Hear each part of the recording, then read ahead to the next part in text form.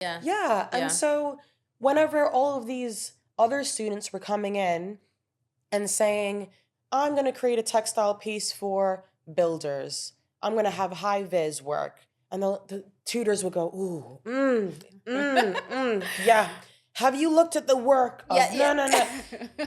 And then they come to me and then they just say, it's baseless. You really need to That's go into history. crazy. Did you know about the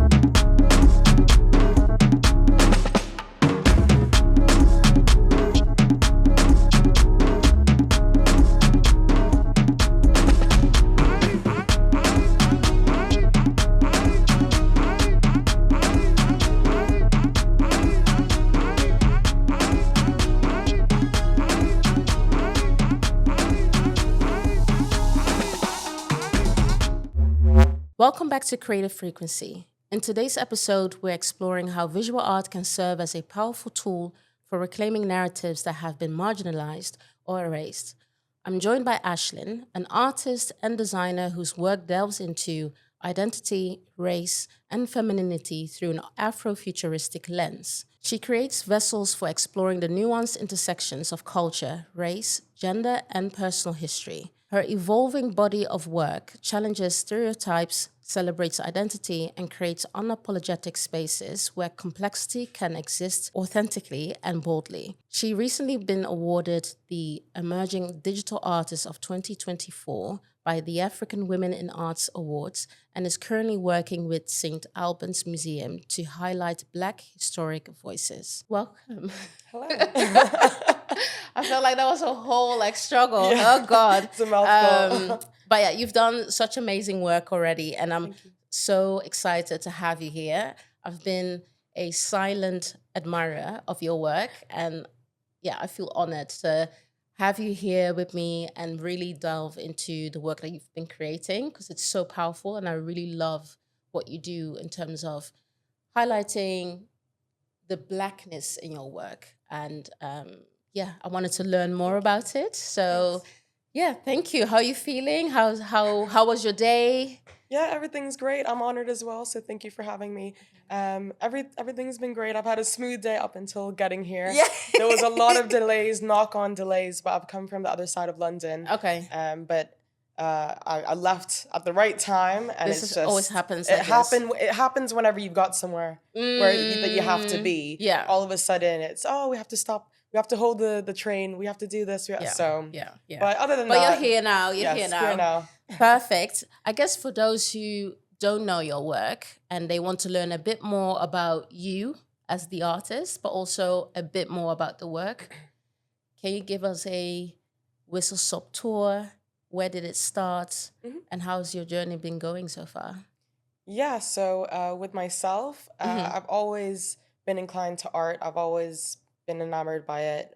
Starting from a young age, I was really lucky that my dad, he's always been a really big art admirer. And so Mm. from a child, he was always taking me to museums, taking me to galleries. I think that one of the first artists that I fell in love with was Paul Klee, who's more of an abstract artist. Okay. But in school, it would always be, what's your favorite subject? It would be art. And even after my GCSEs, so basically what happened is that I've moved around a lot whenever I was younger. Okay. Funnily enough, I was born in India. I Oh. have, and then my sister was born in Thailand. We spent some time in Switzerland. We moved to Zambia. Wow. And then we moved to Belfast in Northern Ireland. And then I, flew the nest and I went to Manchester for university, then Yeah. went to Newcastle, and then I came down to London. Wow. So even with all of that, I have a very kind of American Canadian accent. Mhm. So there was a lot that was in that journey. But within my journey of art, it was always in school. Even after finishing my GCSEs, I really wanted to change. Basically, moving to Belfast was such a culture shock for me. Yeah. And I wanted to go to a more diverse school. And I turned up ready to do my A-levels. Yeah. And they said, you have to choose between art and French for A-levels. And I said, those are my two non-negotiables. I can't. So I left. And I was always that art kid. I was always at my breaks, at my at my free subjects, I was always sitting in the art room, Nice. just doing work, doodling. That's just how I've always been. And so after that, I did a foundation in art in Belfast. Okay. And then I moved over to Manchester, where I completed a BA in textiles. Textiles with a focus on French, so I still managed to continue with that a little bit. Okay. So it was textiles, then it became illustration towards the end of it, the tail end. And after that, I went and did a master's in history of art in SOAS in London. Okay. So that was with a focus on African art. And that was 1 year, which became 2 years, which became 3 years, thanks to COVID, which we all love and remember. And I've just been a practicing artist since. I'm a designer in my day job. So I'm a UX product designer. I do a lot of websites and app work. Okay. So that's my journey in a nutshell. Wow. That's a lot, though.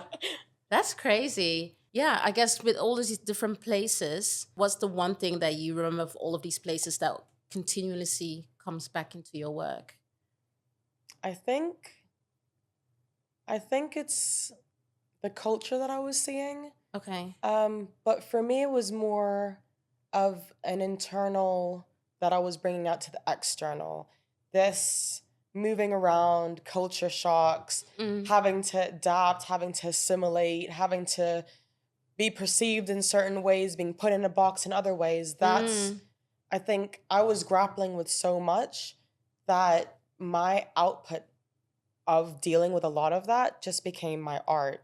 So I think it's not that it was so much external, but it was whatever was going on within me and the way that I was facing all of these countries, all of these new places. Yeah. I was embodying that with physical work. Okay. But I think, especially since I'm half Irish, there's elements of my Irish heritage that I bring into it. And with being half Zambian, there's a lot of elements of that gets brought into. So it's a symbiosis of the two. Yeah. Represented in different ways that I've managed to create. Wow. That's incredible. I guess also your work holds space for complex identities without apology. What do you mean by that? Because I read that line, I was like, ooh, that's really interesting. So for me, that journey, that identity, the self, I'm always working on it. And growing up, that was always something that was really difficult. Whenever I was in Zambia, I was labeled as a colored, and that's your Asian or your mixed heritage. But and it's funny because Tyla has come out and she says, "Oh, I'm colored," and people have really villainized her for that. But with Zambia being so close to South Africa, I think it trickled into that. But it was just the context. I don't think it was a particular slur or anything. No. It was just, you're colored. Yeah. She explained this as well, but people still want to fight her. She tries to explain this.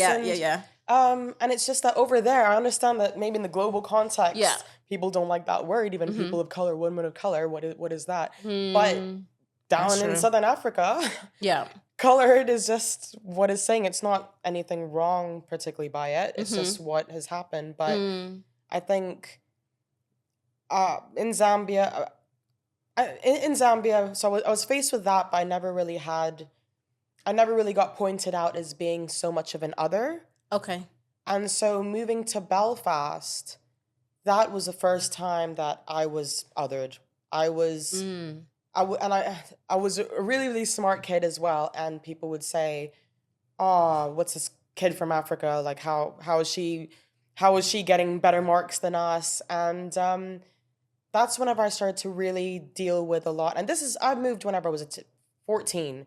That's already a tumultuous time in somebody's life. And I moved in at GCSE where everybody already had their friends throughout the first few years. Moving into GCSEs, I was one of two new students, and the other student just came from another school, so had his clique already.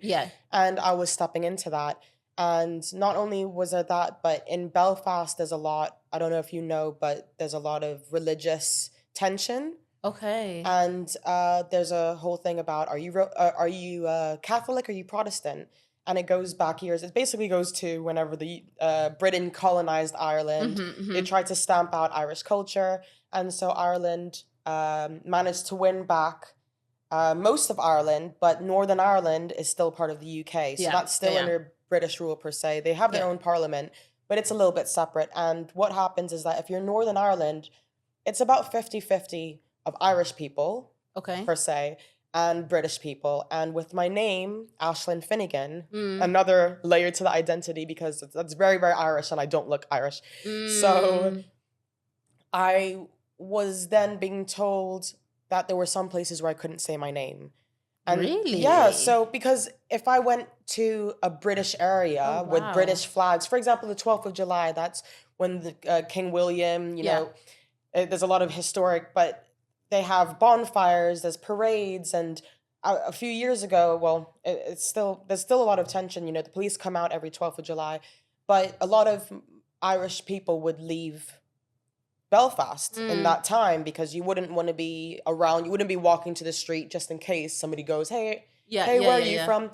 But with a name like Aislinn Finnegan, somebody can tell straight away this person's Irish. There's no question. Aislinn Finnegan is the quintessential Irish name that you can get. Finnegan, Irish. That's done. Yeah. So, okay. But I managed to get away with it because at the time my American accent was a lot stronger. But I used to just say, oh, I'm a tourist. My name's Sarah. And my friends would go, oh, Sarah's with us today. Oh, wow. So, so that was another layer of the identity. Yeah. And then even whenever it wasn't in tension-filled areas in a point in that time, I would say, people would say, where are you from? I'd say, I'm from Ireland, I'm from Zambia. They'd say, no, you're not. And it would be an outright denial, outright questions about where are you actually from? And to make other people comfortable, I would just say, okay, yeah, you're right, I'm American. Okay. Because they'd say, you're American, aren't you? And I just go, no, I'm not, I'm Irish. No, you're not. No, you're not. And so finally I just said, you know what? Okay, fine. Yeah, I'm from New York. Yeah, why not? Why not? And I ran with that. I ran with that for years, just so that I didn't have to go down a long-winded, because then people would say, but where are you born? Where? Yeah, and no, it was that's just too long. No, at the time I felt like, and I got a lot of rejection from that, but I came to an understanding that nobody wanted to hear my story. Nobody wanted to listen to my experiences, my fragments of growing up. So I just to be comfortable, I just came up with this whole story of who I am. Yeah. And so my art has really helped me to, I guess, scrutinize that and realize that actually I've got so many, not versions of myself, but there's so many bits of me. And instead of hiding that, I explore that within the art. And I think the work is a celebration of self-expression, of identity, and existing as you are. Not hiding yourself, not allowing other people to put yourself in a box, but just being who you are. Yeah. And that's how I've looked into that. It's really interesting because I guess belonging, like the sense of belonging is so different. And how that comes through your art. How do you portray displacement and like belonging in that sense because of your upbringing and what you've been through in your younger years, in your formative years? So I guess that sense of belonging is always something that I was always looking for.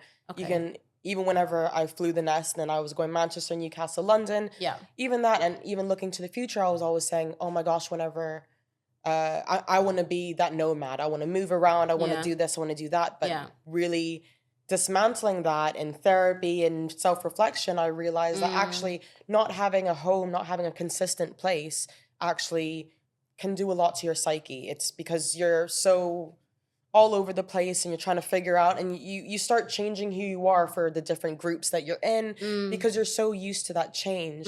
But I think in my work, that's reflected in the way that I don't have backgrounds. And so it's a very flat background. And I've had people say, you know, if you added patterns, if you had more of a background, that could elevate your work. But that lack of a background, that's like almost creating this space where you can exist, where it's not a specific place. It's just a place. And I think I was really drawn to the theory of Afrofuturism, and that's something that I wrote my dissertation on during my master's. And I really loved that sense of Afrofuturism holding an alternate reality. And Mm. with the historic portrayals of Black women and even contemporary in the media, Yeah. there's a lot of stereotypes. There's the angry Black woman, there's the nanny, there's the Jezebel. And I created this world, almost this alternate reality where Black women are at the forefront. It's not something that you just add in the corner or something Yeah. that you've added on just to elevate, to say, oh, look at all these things that I own. Yeah. It's no, this is a woman Yeah. as she is, Yeah. right at the center, nothing around her, but all you're focusing on is the adornments, the facial features, the hair. And I think that through that, I managed to make this kind of space where I was able to investigate that, and that's how that's portrayed. What possibilities does Afrofuturism open up for you when you're trying to reimagine identity, especially for Black women? I think that Afrofuturism, it allows it's all encompassing, and nobody's left behind. And I really love that idea of feeling this isolation, this alienating. And whenever you think about Afrofuturism, these space themes, futuristic, whenever you feel alienated, that's like feeling like an alien. And it's like, it's a really, really interesting concept, and I really delve deep into it. But with the work that I do, there's like these there's like these celestial motifs, moon motifs that I always use. And that's like showing the interconnectedness, that's showing the interconnectedness of this Afrofuturism, of this space where you can exist. Yeah. But it's also using those motifs, it also allows for the face to be the focal point.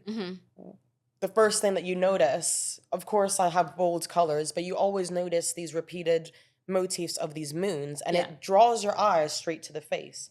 And then that's whenever you're confronted with, against all of these Western standards of beauty, of this is what beauty is, this is what it isn't, but you're forced to look at it, and you're confronted with the face, and you're thinking, okay, look, all of these features, like a wider nose, big lips, that's what you're being confronted with.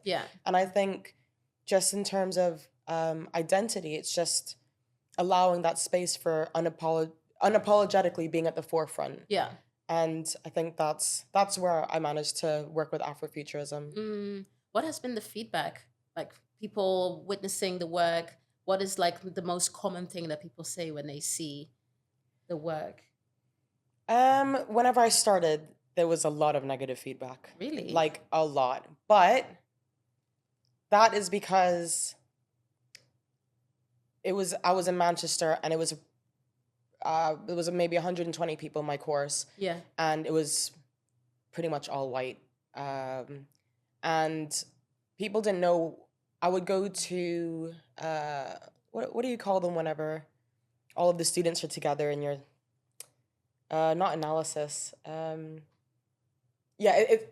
would go to those like focus groups, or like a focus group, but you'd have it it would be part of the class. So I'd have a focus group, and I would show my work.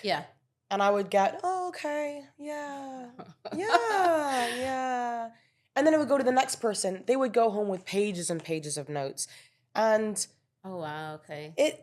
It was really disheartening, because I was constantly being put down for my work. I was being told, your work isn't inclusive enough, and you're not putting enough thought into your work. You need to understand that a lot of people are going to look at your work and they're going to feel left out. And I was just thinking, what about every single time that I've gone to the gallery, that I've gone, there's no artists, there's no muses, or sorry, there's a lack of muses of Black women. And what about everybody else? This global majority, which I love that term. What about everybody else that's looking at the work of, I love Gustav Klimt, Egon Schiele, beautiful. I'm never ever negating that this work is horrible.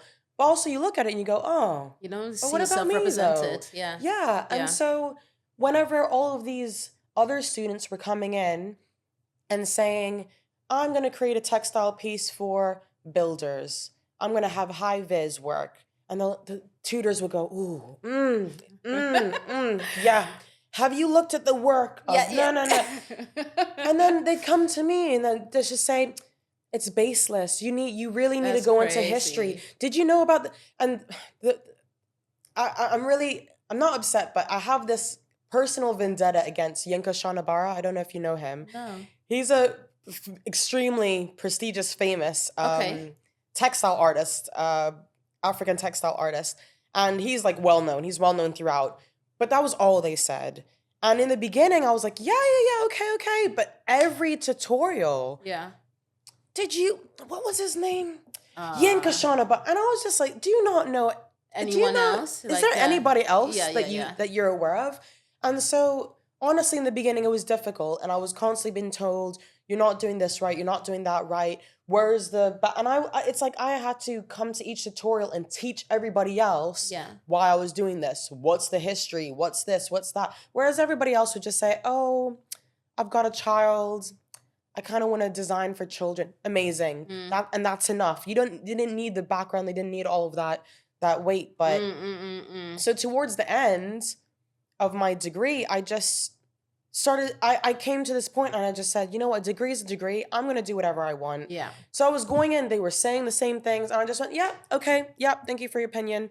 And I was just like, and to be honest, I was going to leave art. I thought I was dampened out so much that I just thought, that's a shame. this isn't for me. Yeah. You should be inspired to do more that's and not like... That's what it is. That's what paying thousands of pounds to go to British university, that they should really be nurturing you and fostering that growth. And I was down, and I was so tired of it.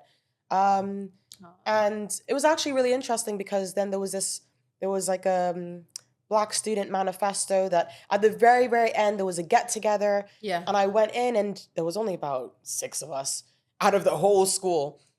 And it was so refreshing to hear their perspective. And even though they were in fine art or architecture, they were still getting a lot of the same issues. And it's strange because you're really isolated and you think, oh my gosh, I'm the only one going through this. But to hear that, I was like, but anyway, so fast forward, I handed in everything, literally just threw it on the table, take my work, mark it. I don't fail me. I don't care. I don't care. I'm leaving the art world anyway. Yeah. And on my final degree show, I put everything up and I could just see people, glance at it, continue walking, glance at it, continue. Every now and then you get somebody and go, oh, wow. And that, I guess, seeing a few people connect. Yeah. I just went, wow. And they were like, I haven't seen work in this whole degree show. I haven't seen work like this. And I was like, wow. That's really nice. Oh, little me. Yeah. And then towards the end, there was an awards show and they went through everything. My parents were there as well. They went through everything and I was just like, yeah, okay. And then they were getting towards the end of the show and I was literally, I was told my sister like, oh, let's just go get some water. I'm just really tired of this. Yeah. Started leaving and they went, and the winner of this gallery exhibition, Aislinn Finnegan. Wow. And I was like, oh my God. And I was like, nobody else in my course saw this. None of my tutors saw this. But an outsider, outside perspective has come and granted me a gallery space for me to exhibit. And that moved mountains for me because it was at that moment that I realized, okay, I must have something. I must have something here. Despite everything that everybody has said, I must have something. And from that, I continued and I delved further into freelance work. Yeah. That's whenever I went further and did the master's. Okay. And I really thought, you know what, I've got something here. Yeah. And from that point, it's been positive. A lot of people have said, especially this displaced identity, the moving around. I've had a lot of people coming in and we've had a lot of conversations about that and how they really like the way that I've portrayed that, how I've managed to manifest that into physical work. So it's been great. And yeah, I think at the end of the day, I just know that it's my job to produce the work and it's other people's jobs to perceive it as they want. If somebody says, you know what, your work's not for me, that's fine. That's fine. Honestly, art isn't, beauty is in the eye of the beholder. And I know that. And so you might like it, somebody else might not like it, that's okay. The same way that, like, you go into a gallery, you see a piece of work, you think, oh, what's that doing in there? Yeah. Okay, but a millionaire is going to come in and buy that. Yeah. A millionaire, that banana on a wall that sold for £6 million, somebody bought that. Yeah. So honestly, it for me, it's just about I just create and I put out there. Whether a gallery rejects it, a competition, a call out, a person rejects it, Yeah. that's your prerogative. Exactly. That's Yeah, fine. Yeah. Because I have Yeah. people that connect and I connect with my work. And Which that's is all that matters. important. That's the most important part, Yeah. you know. And you, there is recognition, which is amazing. I do wanted to say it's a shame that you go in these art institutions or educational institutions, and they sometimes just really kill people's dreams. Indeed. Just because they're not as open-minded or they don't see themselves reflected in the work that other people are creating. It's a shame that, like, yeah, it's really nice that an outsider saw your work, Oh yeah. recognized as something that's like, yeah, this is a voice and an art form that needs to be showcased a bit more, so that other people can see and witness that. That's amazing. It's a shame that the institution that where you learned more about the art form did not grant you more grace because they didn't see something reflected. It's crazy to even think about that. Yeah, it's even though it's art university, it's still very much constrained, and you still have to tick the boxes at the end of the day. Yeah. And it's you see abstract work coming out, and that's fine. And Yeah. somebody can walk and you do the craziest performance art, get get everything, and then Yeah. here I am just drawing portraits of Black women of myself. And that's a problem. Oh, what? Yeah, Oh, we can't do this? Yeah. So, yeah, it's that's an interesting crazy. space, but... But you did receive, or you were named Emerging Digital Artist of 2024 by African Women in Arts Awards, which is amazing. How did that initially feel when you heard that, oh, you're being awarded that name? Like, that's amazing, first and foremost. And how do you feel that reflects your wider mission? So this actually is held close to my heart because the organizers of this was actually from Zambia.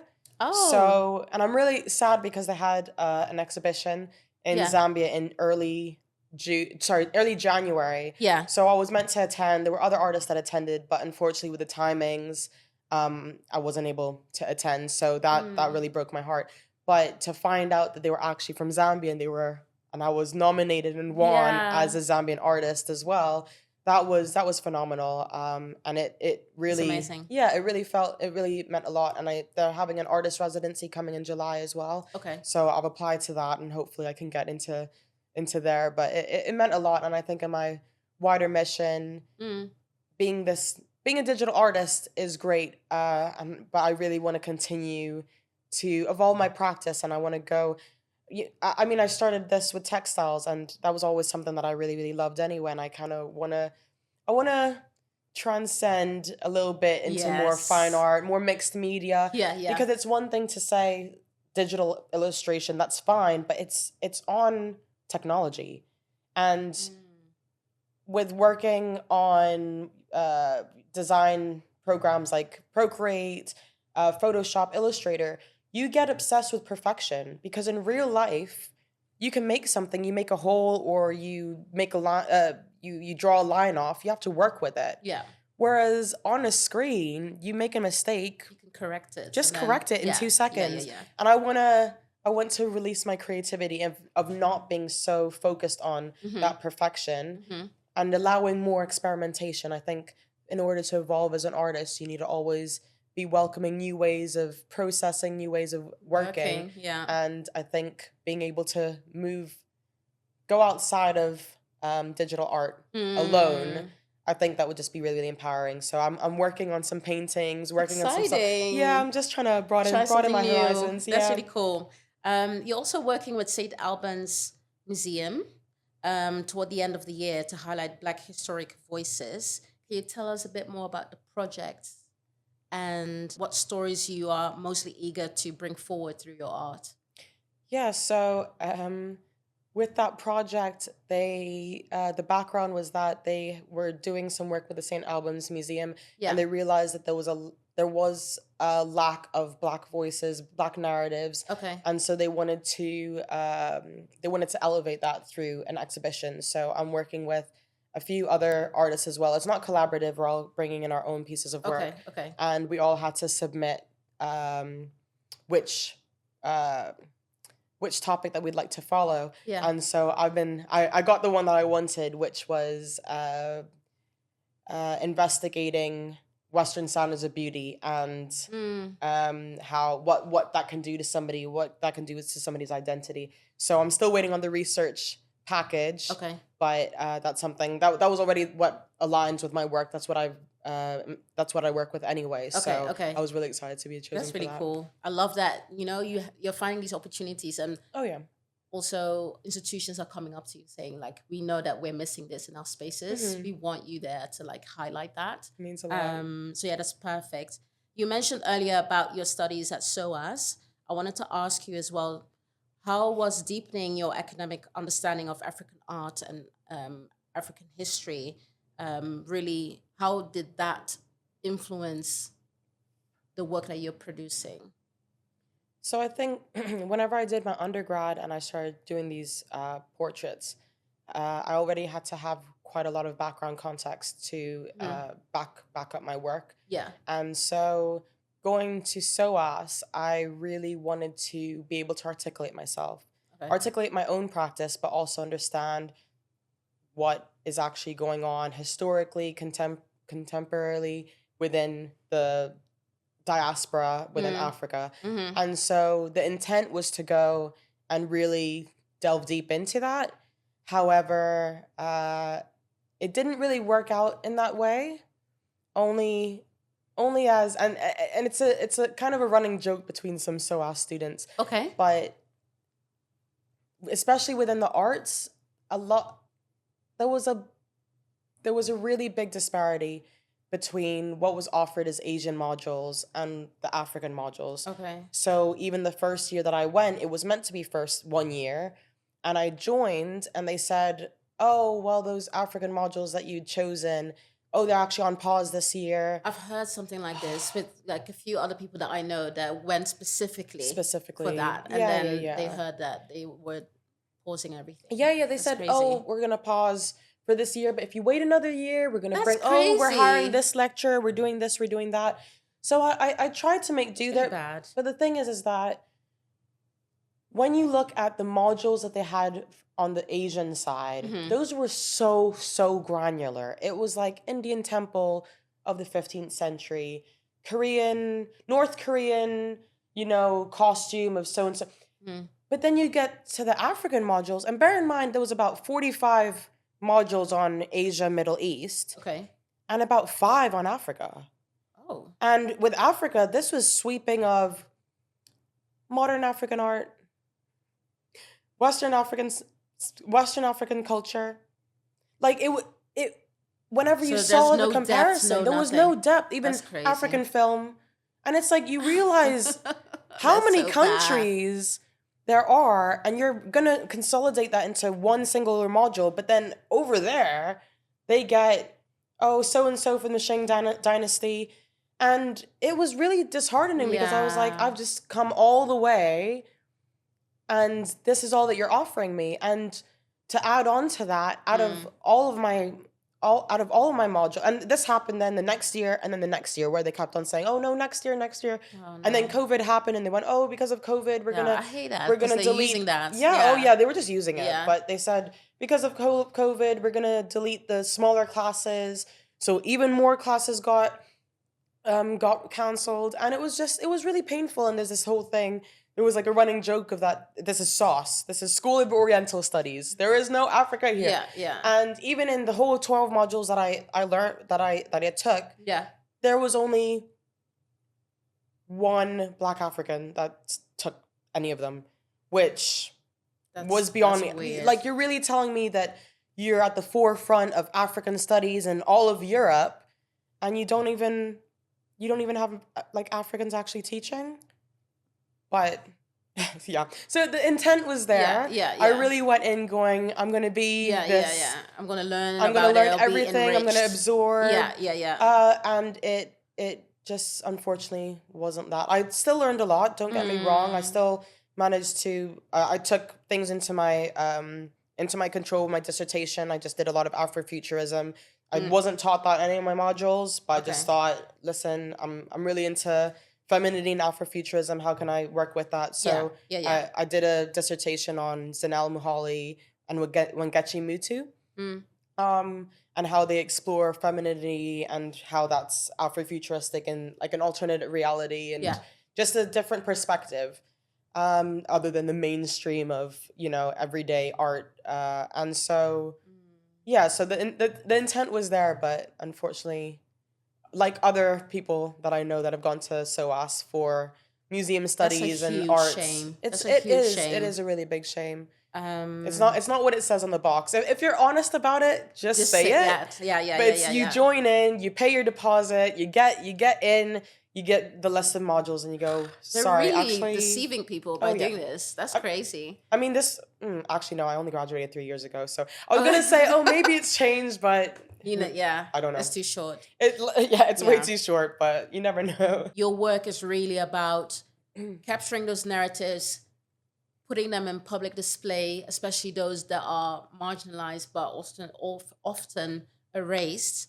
I wanted to talk about legacy, how legacy looks like in your work, not only in terms of like career growth, but also like the cultural and emotional imprint of the work that you want to leave behind and how that will look like, and what do you want people to take away? I think legacy wise, I've just created work that I wanted to see. Okay. And if there's somebody younger than me, older than me, that can look at my work and go, wow, okay, there's possibilities.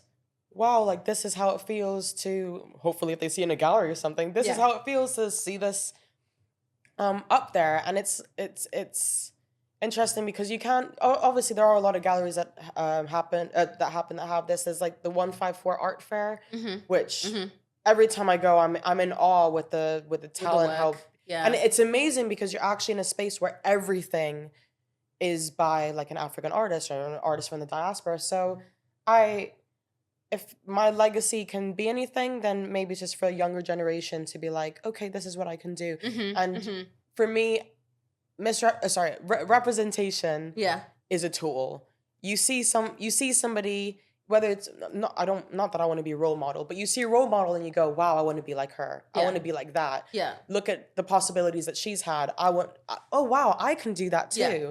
And so I think the only legacy that I want to leave is that, like, create what you want to see. If you think that there's something missing, then just create it. And whether that's for you and you hole up in your room and you don't show anybody, as long as you're getting it out onto something, and then you never know who actually connects with the work. And I think that connection piece is everything, because you never know who's looking at your work. You never know what aspects, people can look at my work and just say, oh, I like your technique, or I like your pattern making, or I like your colors.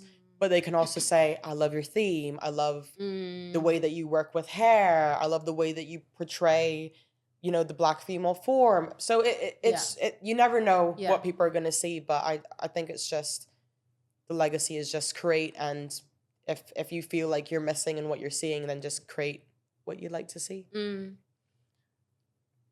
What does giving back look like to you? That's a good question. Or maybe you don't. Maybe you don't want to give back. You just want to. to. That's possible too. Okay. How does giving back? I'm not sure. I think, I don't know. I don't think I have like an ulterior motive or anything. I'm just creating, and then if people like that, then that's just what I go with. I think giving back is just showing visibility, showing that you are worth having art made of you. You're worth making the art. And I think that's so the art itself is a way of giving back. Okay. I guess when you're in your creative process, how do you get into your creative frequency, your flow state? What is like your way of like really getting into the zone? So I tried to be consistent. Okay. And so I will just sketch. I will just doodle just so I can get something on paper because you never know what can come from little sketches. But how do I get my creative frequency? I I guess I have to just be in a certain mood.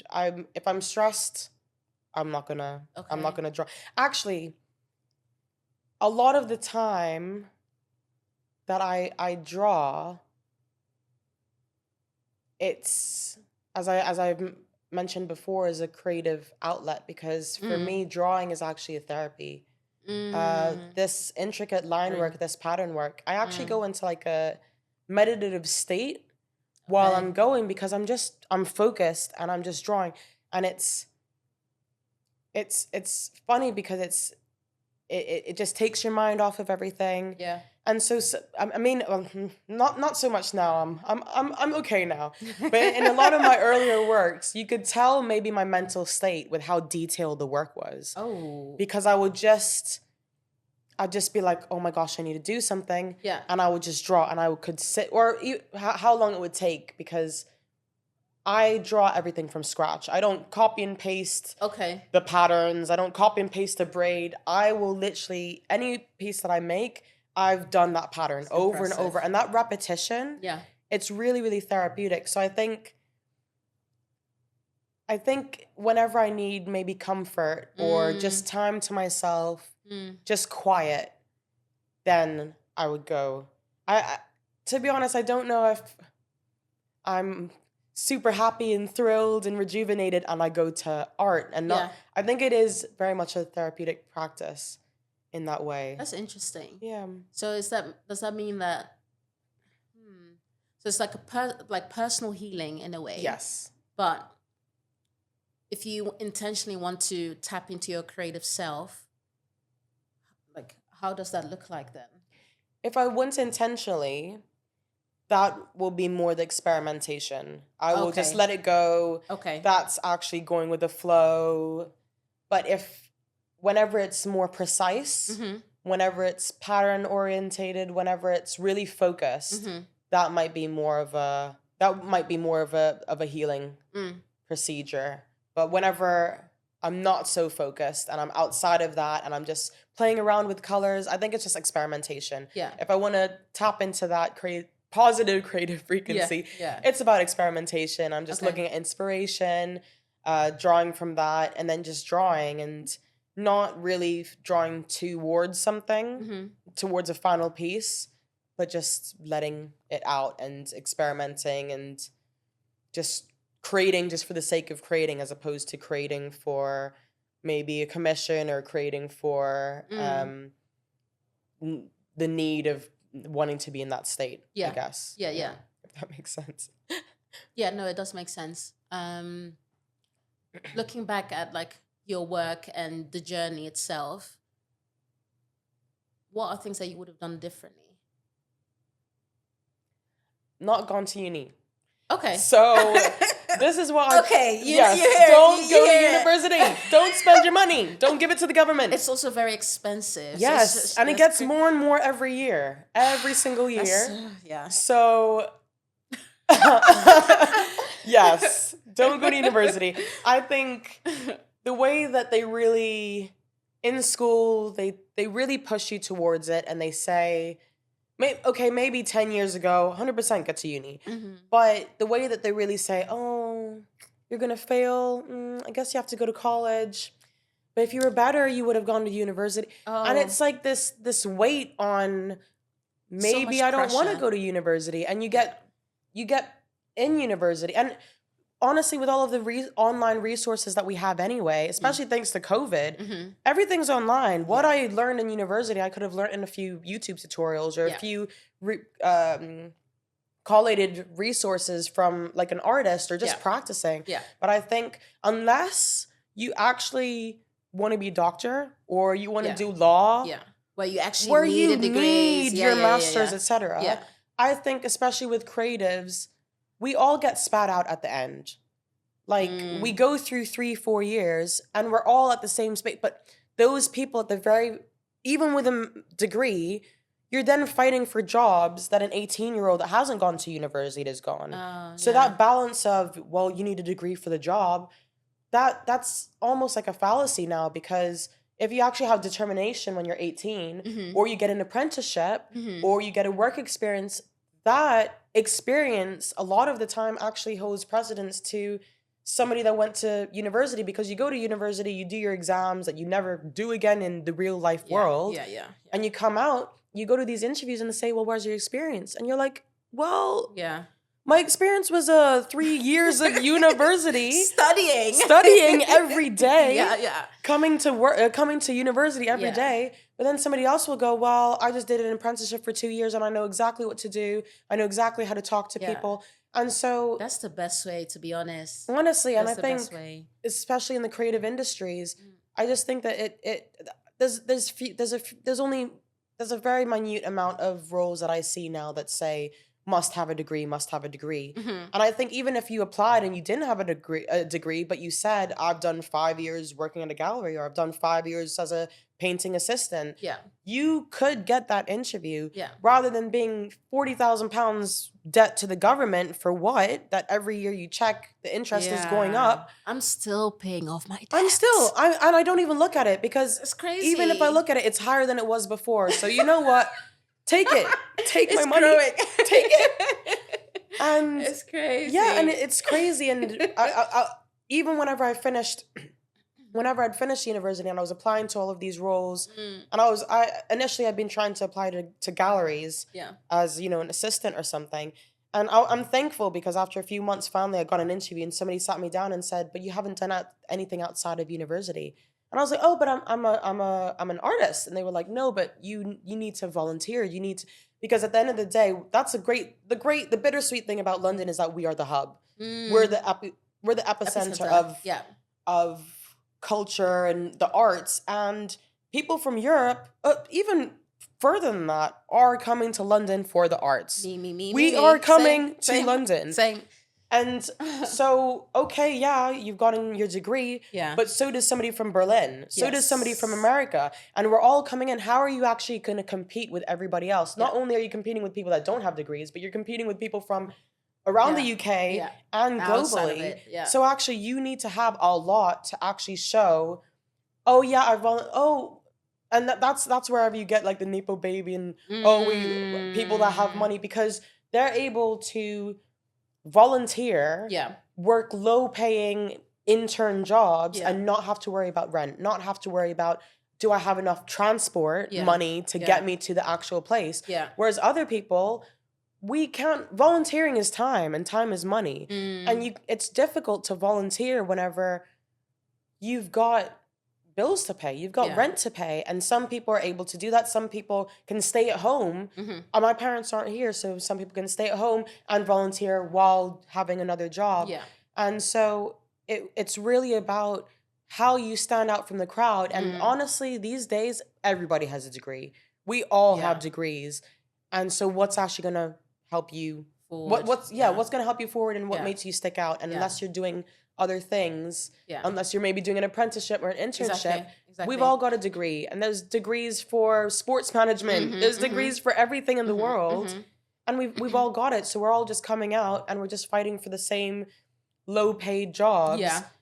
As you might as well have just not gone to university and focus on your skill, executed, do the thing, connected. You learn on the job. You learn on the job, exactly. As opposed to coming out and then even getting hospitality. You can't get hospitality because you're fighting with a 16-year-old that has never had hospitality, but she doesn't have. It's long-winded. It's a lot. But we're in very strange times right now, and I think we're all just navigating and trying to see how we move forward. But as of now, I would just say, if you know deep down that you really want to be creative, I would not say go to university. Go study. No. I wouldn't say that. I would say just creating what you said earlier.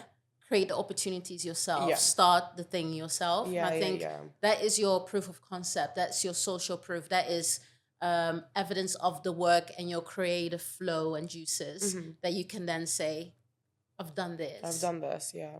I'm more than capable to do that, and I will learn as I go. Versus spending loads of money on studies. Like I totally agree. Yeah. I have an arts degree. People ask me Yes, we for love it, it. and then it's like, oh yeah, nice. Okay, so what did you do? Yeah, It's just yeah, like it's exactly. like really like seconds of like, oh yeah, this is what I studied. Okay, cool. So That's nice. what did you do? Yeah, exactly. But yeah, something that I wanted to ask as well: who has been the biggest influence on your work, and who do you think about? Like, oh yeah, this person really inspired me, or that work really inspired me. You've mentioned a few, Klimt as well, but yeah, are there any other ones? Yeah, I think growing up, I was obsessed with Klimt, and I love his decorative motifs. And so I kind of that was always an inspiration. But one person that was very pivotal for me was actually the artist Sonia Boyce.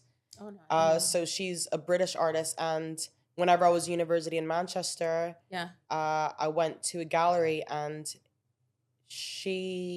her work is phenomenal. It's very activist based, and it's all about black women, and black women, kind of the black experience, and it's really, really thought provoking. But that was the first time that I actually went somewhere, and I was like, wow. Okay. Oh my goodness, this is what's going on then. There's actually stuff going on out here.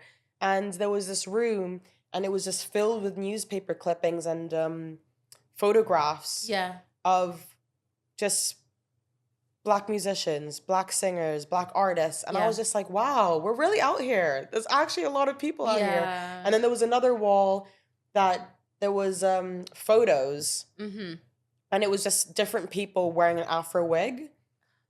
And it was just nice. Really, it was really, really fascinating. And it was just like this whole thought of like, what is blackness, and this making you think like, what is this Afro? There's always that thing of an Afro is it's natural, but it's unkept, and it's dirty, and it's this, and it's just honestly that was one of the pivotal moments for me, my artwork. And that's whenever I was like, okay, well, if this art can get in the gallery, this is what happens. And so that went hand in hand with the kind of work that I was creating anyway. I started to really examine like how hair works, not how hair works, how to portray hair, the different styles, the different ways that shows an individual. It's aesthetic, and it's all like a personal choice as well. Whatever way you choose to have your hair, that is what you're thinking at the time, or the way that you show yourself. And so I was really, really inspired by her. I thought that was amazing. And then I really love this author called Octavia Butler. Oh yeah, she's very Afrofuturistic. That's aliens, but like to the next level. Extra level. And I read her books whenever I was like a teenager, kind of growing up, and I always loved that. And it's interesting because she doesn't make the black kind of character like the blackness is a focal point. It's not like, oh my goodness, but you know that they're black, and they're like doing all these amazing things, and they're just like trying to live their best life and just be their authentic selves.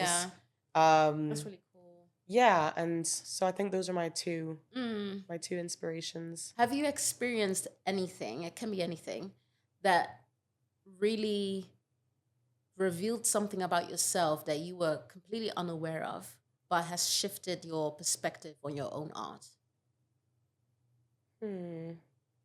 I'll share two kind of anecdotes. There was the most recent one, which was actually really big for me.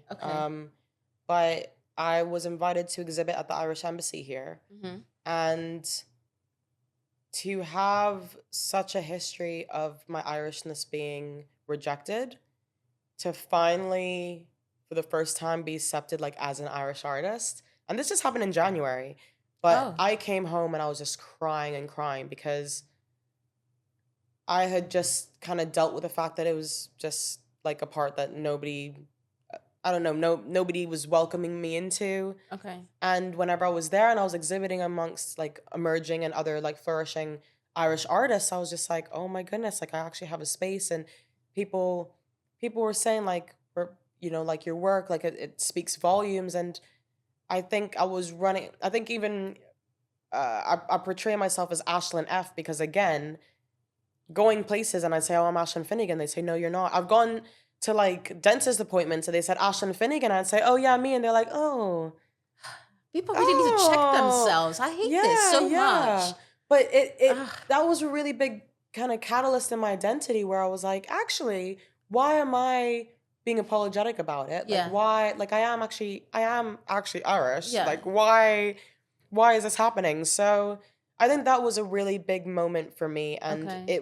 it generally felt like this massive shift. And as I say, I always look at identity in my work and looking at that, and there's these swirls that I've always incorporated into my work, and maybe in retrospect it comes from a lot of like Celtic designs that I grew up with. Like I always had this little necklace and a ring. There were these Celtic design kind of symbols, and it just made me start to rethink, okay, like again, that's the not hiding parts of yourself. Like I am Irish, I am Zambian, and it's more how.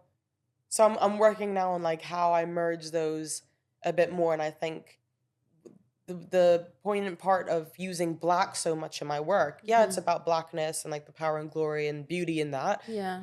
But also blackness, whenever you think of light and heat, it absorbs and it holds. Oh, yeah. And like in my kind of my mixed identity, mixed heritage, and my complex life movements, it's like I'm kind of the embodiment of that, of like absorbing and holding and just, I love that. Moving on. Analogy. So so that helped me to question that. But okay.